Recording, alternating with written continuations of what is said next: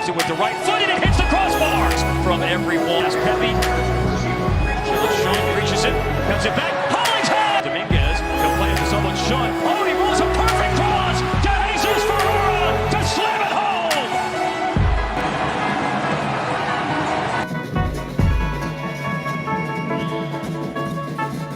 How about some keys to the game, Warren? Yep. By Coleman, it's toward the back post, and it's knotted home. His first goal in Colemanage. And it's Pepe! Goal on the season for the American. And FC Dallas. Ferreira, over the top it goes. Keel flipped for short line by Pease. The rebound shot. Goals scored this season. Audi will donate $500.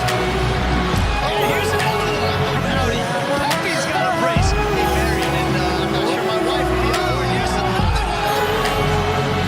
Dangerous ball in. We're in a position to take and claim that stake as being the best in Texas.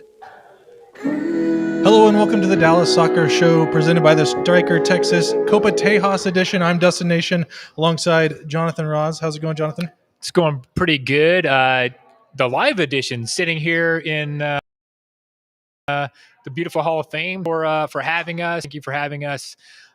Looking forward to a fantastic match today between Austin F and Dallas. Not used to doing these things over in person, so without our laptop, we'll see how it goes. I'm sure we'll do fine. I'm sure the viewers are excited to hear our hot takes today going into the match. Well, we may have hot takes, but it is a beautiful day here in sunny Frisco as a fall day in the mid-70s, a perfect day for a Copa Tejas final.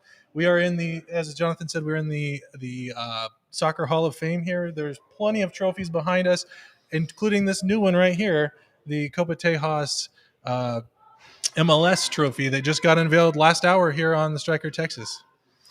So, Dustin.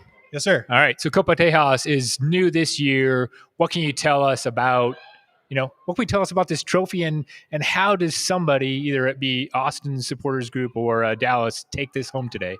Yeah. So trophy, like we said, just unveiled an hour ago.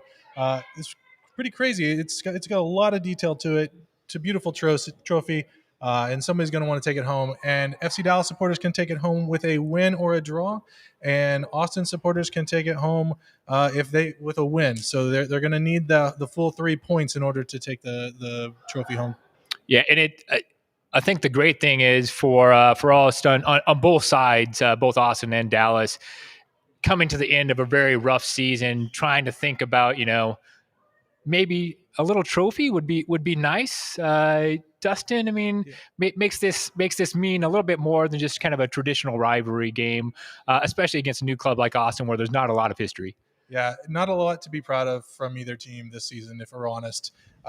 However, one of the original teams versus the brand newest team, there's some history maybe in the making today. We're going to get a trophy handed out, and there's silverware is always good no matter what it is. That's right, and what this is when they first announced it this year, the Copa Tejas is actually pretty cool because it's a bit unique from an MLS perspective, where this is truly supporters led. I mean, there's a couple of others, but in general, a lot of the other trophies or competitions are more done by the club, by the front office.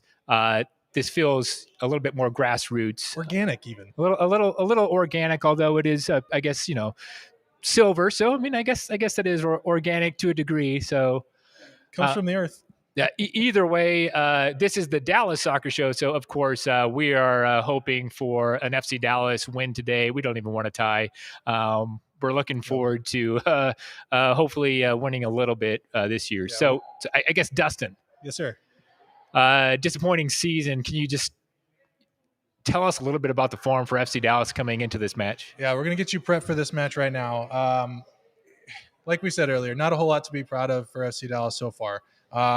Since July, they've had 2 wins, total of 2 wins. But which in some ways is good news because who did those 2 wins come against, Dustin?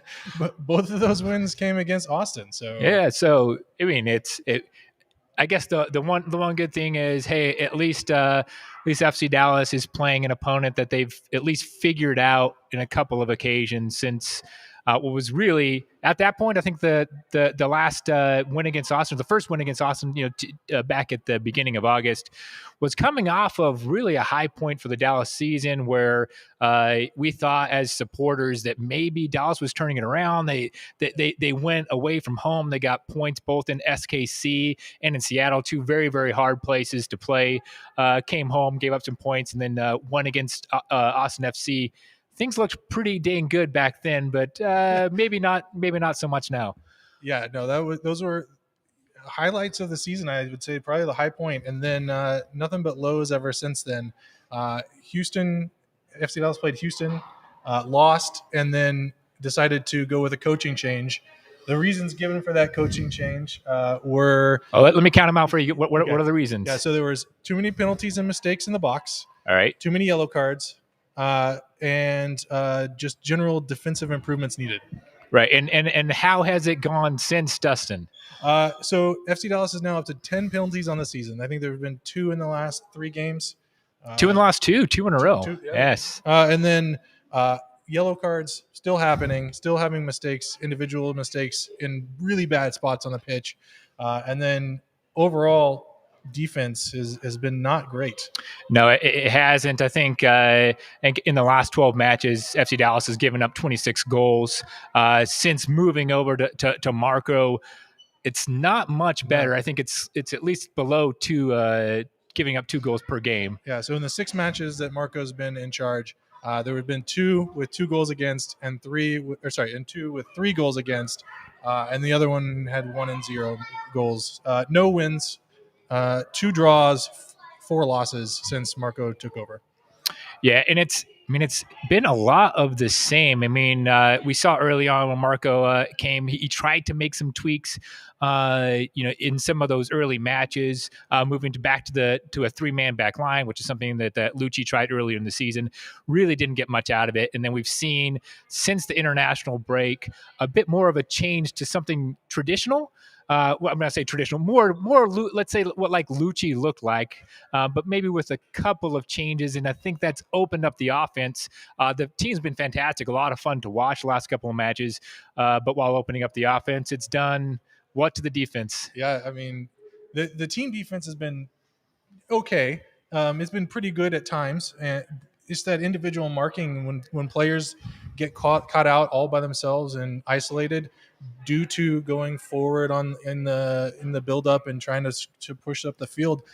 Players get caught out and the recovery just hasn't been there. The individual defense has been questionable at best. Yeah, I agree, Dustin, and I think it's one of the things that FC Dallas really has to try to fix in order to do anything in this match, and also to just kind of prepare for next season. Because I mean, outside of this beautiful trophy we have behind us, there's not a ton to play for FC Dallas, other than really trying to figure out what they've got together.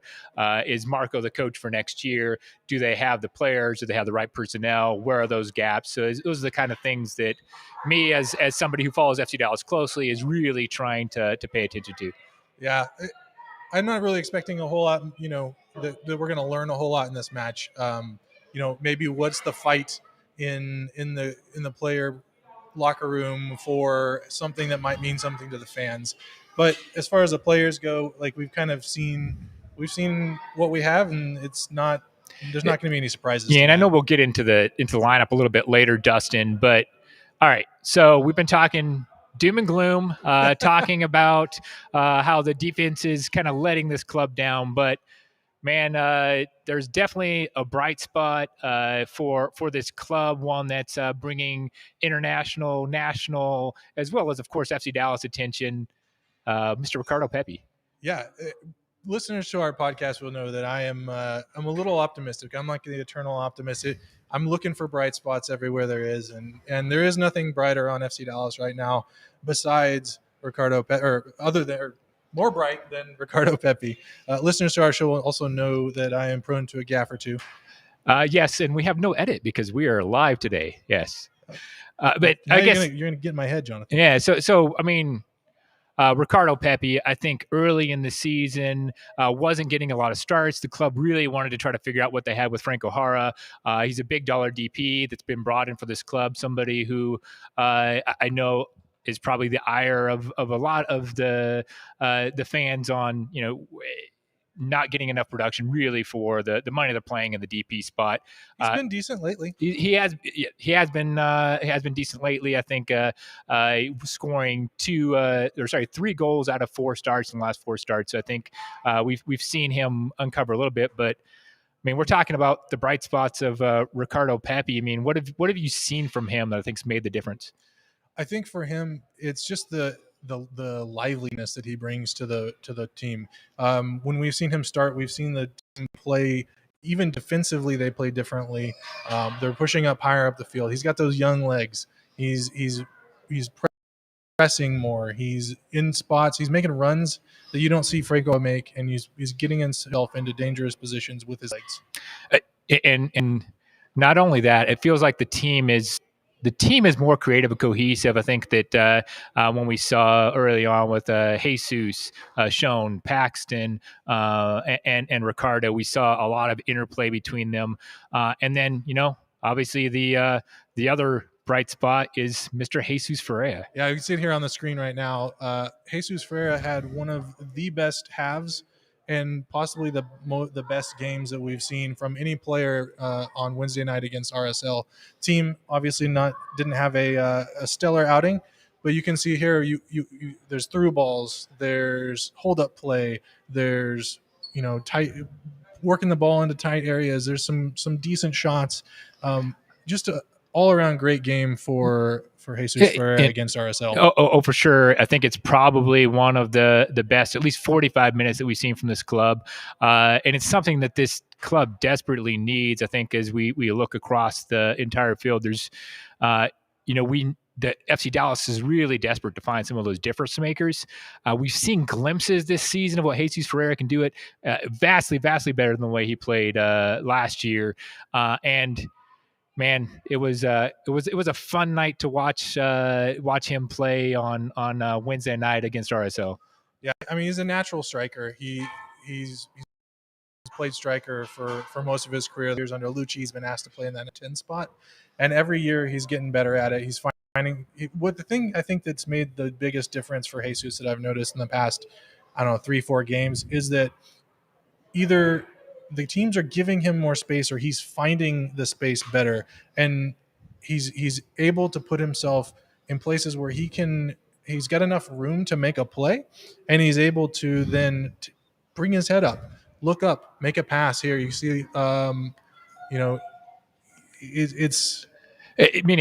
it's been good. I think early on in the season and last season we saw him having to come back for the ball a lot. And he's not a deep playing midfielder. I think that where he needs to be, he's got to have the ball at his feet. He's got to be moving forward, making some of those passes. And I think that what we saw on Wednesday night was just a really good example of a good way to play it. I think some of that is personnel behind him. I think that having more of the 6 and the 8 behind him, playing a little bit more direct, which I think we could credit to Marco.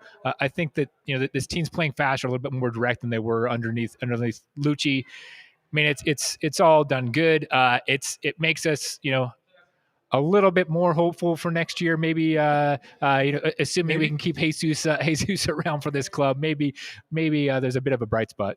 Well, there is rumors that Fiorentina was in the building against RSL, trying to scout Pepi, but he only got 8 minutes against RSL due to a knock on his foot. He's trying to nurse back to health from that. But those scouts were certainly treated to a show by Jesus Ferreira. Yes, they were, and man,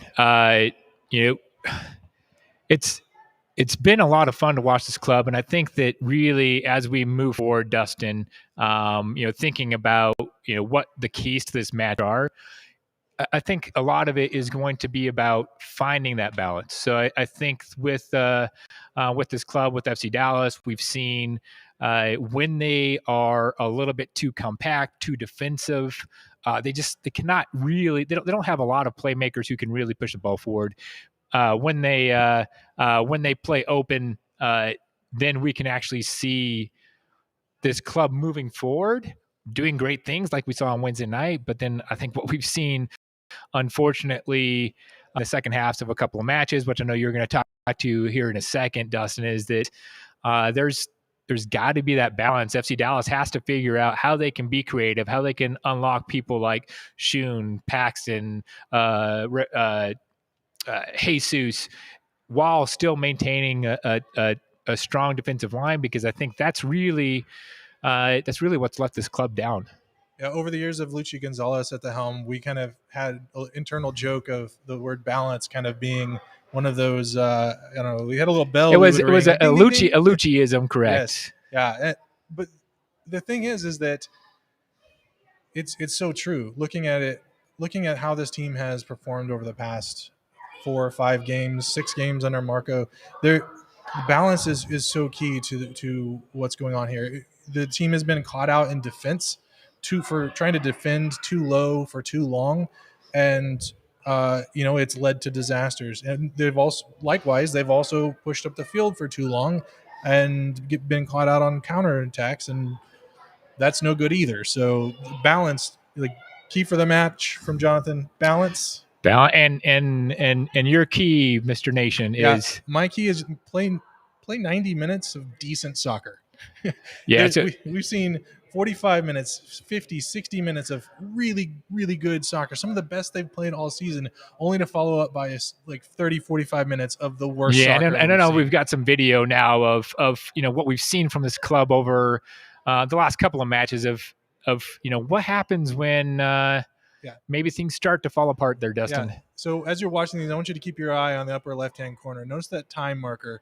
This is the LAFC match where FC Dallas is up 2-1, and right around that 75th minute marker, LAFC starts to claw their way back, and within 2 minutes they've scored and they've gone up, and FC Dallas lose that match 3-2. And it was, obviously a very disappointing match. And up to that point, up to the 75th minute, it felt like FC Dallas really had control of the match.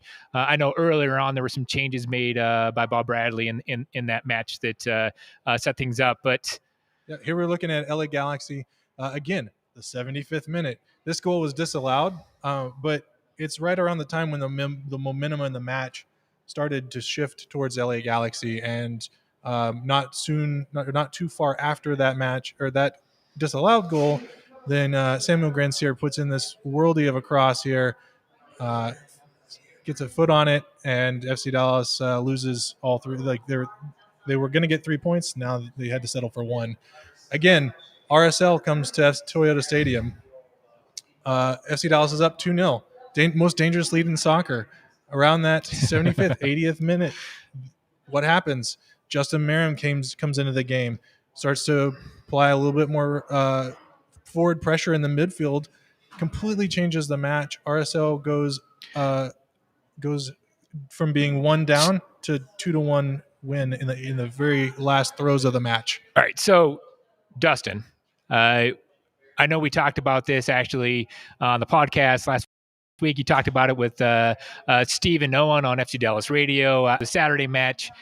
What does this club need to do? I mean, what needs to change in order for them not to give up those late goals and kind of disappoint us? It's a combination of things. It's easy to point at the coach because they're the person pulling the strings, and that's part of it, right? So in-game adjustments have been poor for this team all season long. We've talked about it ad nauseum, and we saw in each one of these 3 games the opponent make a change that just changes the complexion of the game, and FC Dallas was not able to answer. And this has been a theme. That was a theme before Marco. That was a theme that we saw with Lucci going on. There are substitution patterns that need to be looked at, but ultimately it comes down to that. Plus, there's you got to have the players to be able to make a change and be able to bring somebody on that's going to change the game. And FC Dallas doesn't really have that this season. I mean, they definitely don't have the difference makers off the bench that I think we've seen from some of the other clubs. They don't have quite that depth. But I think that, you know, today going up against Austin, it's still a key is that it's another club that doesn't have deep club. I think that they need to make sure that they're making the right substitutions and making them timely so that we can avoid something like we did in the last match. Yeah, I mean, just look back to the last match against FC Dallas, where FC Dallas was just running right against Austin. Austin was trying to play out of the back, Dallas press on, and they were just breaking up that movement from back. And then it was way too little, way too late for Josh Wolf and Austin to make an adjustment, but they did make an adjustment and started playing some long balls and trying to get past that line of pressing from FC Dallas, and they scored a goal. Yeah, and it's something that it's going to be interesting, I think, both to the Austin FC fans and the Dallas fans today is to try to figure out how Marco's going to play, because we did see early on, like you said, in that last match that FC Dallas got a lot out of that press. We have not seen the pressing near as much under Marco as we did under Lucci. So that's definitely a key that we need to keep an eye on. And then I also know, like when Austin was here, I think it was like August 8th. So it was so long ago. Two matches ago, they actually played a bit of a rotated lineup. You're not going to see that today. I'd be very surprised if Austin FC isn't taking this match seriously and going with the first choice lineup. And I think, same thing for Dallas. I mean, yeah, let's take a look at that lineup. So the past two matches, changed lineup a whole bunch, and it's only been 4 days in between every game. We've got the lineup up on our screen.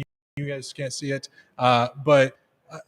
I mean, I'm looking at it, and I don't see a lot of things that I expect to change. Yeah, I mean, let's start at the back, right? So I think that we saw Marco play a little bit earlier, a few matches back, trying with Felipe. I think, honestly, trying to test him out. That we know that that loan comes up at the end of the season. I think they really wanted to see what he could do as the starting.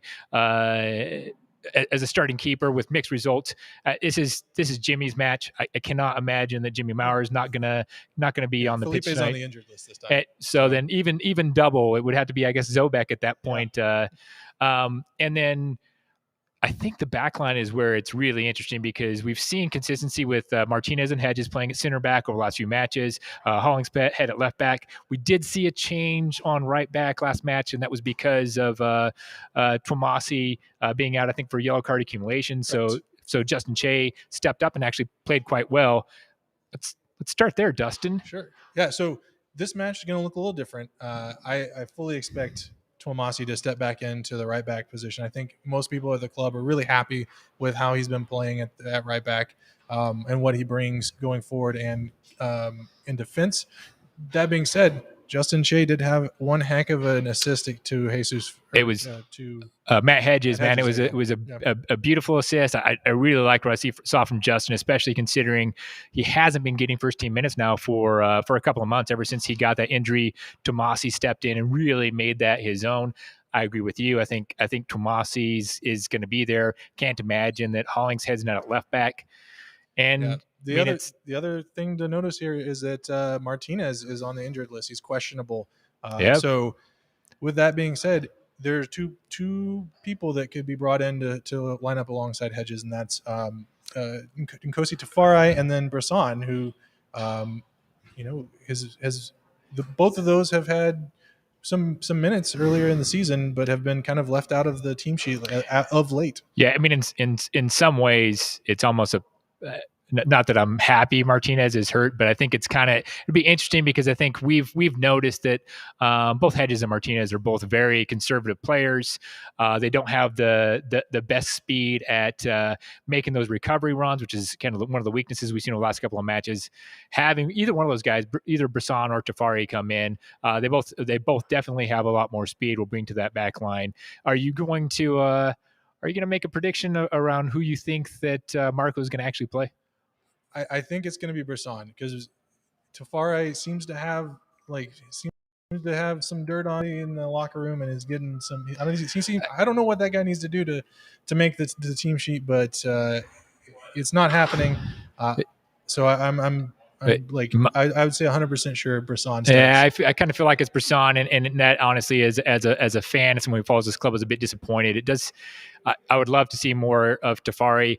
One of the things that I've noticed, and it almost makes me wonder, is as Marco's been playing these lineups, especially out the last few games, Dustin, are the lineups that he's playing, are these people that he thinks are here next year? And are the people who aren't starting the ones who thinks are gone? So if you think about that on the back line, I mean, I know that I think Martinez and Hedges are both going to be here next year. I think there's questions on whether or not we'll see Tafari again next year. I think that with his contract situation, I think they do have to do a renewal over the offseason. That could be one of the things playing into it. And then you look up the field, which I'm sure we're about to, and you're starting to see some big dollar players who are just not making starts anymore, or with both Acosta and Ricarte. It makes you wonder if, one of the reasons we're seeing Cirilo and Cervania is because the coach knows and the staff knows that those are players that are going to be here next year. It's certainly a possibility. The other, the razor there is maybe it's just those players are playing better right now, and those are the folks that he wants on the field. That's the simple explanation. Maybe that's the And I do think we've seen a lot from Cirilo and Cervania. You're saying no change there. I can't foresee that. And then same thing on the right wing. I'm assuming that we're going to see Hader Obrian. I mean, he's had a really good run of form. Yeah, he totally turned his season around. We've talked about it on the podcast. He's staying on his feet more and making better decisions, and so I think he stays in the lineup against Austin. All right, so there's two questions, and of course, it's the two that I left for the end there, Dustin. I'm going to let you take left wing, and I'll go with the starting striker. Do we see the return of Paxton Pomykal to the starting lineup, or do you think Shabbat Shun showed enough on Wednesday to make that run out? I think it really depends upon how Marco wants to set up defensively and how he wants to try to play against Austin. That being said, I'm thinking Paxton makes his return. I don't know that Shun showed quite enough of what Marco would be looking for in that match. He came into that match cold, though. He hadn't had a whole lot of minutes of late, so I don't know. I'm thinking he goes with Paxton. Yeah, I think so too. Paxton, I think, is a little bit more of a well-rounded player. Shun showed great things offensively. I think every time he's played pretty much over the last few matches when he's come in. But if this club is trying to find that defensive balance, maybe doing a little bit of early pressing, like we talked about, that's much more in Paxton's wheelhouse, I think, than it is in Shabbat Shun's. And so I would agree with you. And then up top. So Hara started the last match, and Pepe got like 8 minutes. And Hara has started 3 matches in a row, correct? So since Pepe was gone, and all the rumor hype piped up with the U.S. men's national team exposure, and other clubs calling on FC Dallas. Man, I think this being the last home match, and likely this being the last home match for Ricardo Pepi for FC Dallas at Toyota Stadium, I can't imagine that they don't give him the start.